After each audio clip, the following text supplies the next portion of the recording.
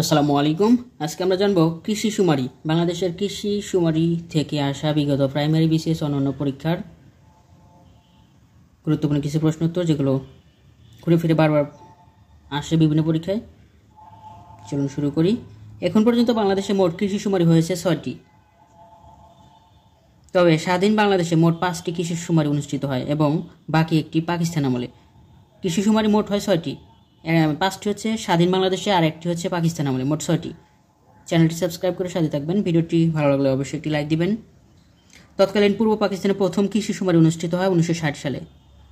পাকিস্তান আমলে প্রথম কৃষি শুমারি হয় 1960 সালে, আর বাকি 5টি হয় স্বাধীনতার পর, যেগুলো হচ্ছে স্বাধীন বাংলাদেশের প্রথম কৃষি শুমারি অনুষ্ঠিত হয় 1977 সালে।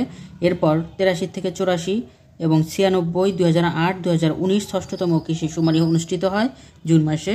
বাংলাদেশ সর্বশেষ কততম কৃষি শুমারি অনুষ্ঠিত হয়? ষষ্ঠতম। ষষ্ঠ কৃষি শুমারি অনুষ্ঠিত হয় 2019 সালের 9 থেকে 20 জুন। এই সময়ে বাংলাদেশের ষষ্ঠ কৃষি শুমারি অনুষ্ঠিত হয়। তাহলে কৃষি শুমারি থেকে গুরুত্বপূর্ণ কয়েকটি কোশ্চেন, তার মধ্যে মোট কৃষি শুমারি হয় 6টি। স্বাধীনতার পর, বাংলাদেশ স্বাধীনতার পর হয় 5টি। প্রথম হয় 1977, তারপর 83 থেকে 84 এবং 96, 2008 এবং সর্বশেষ ষষ্ঠতম আদম শুমারি কৃষি শুমারি হয় 2019 সালে।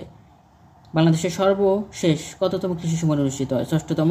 ষষ্ঠ কৃষি শুমারি অনুষ্ঠিত হয় 2019 সালে 9 থেকে 20 জুন। সবাই ভালো থাকুন। আসসালামু আলাইকুম।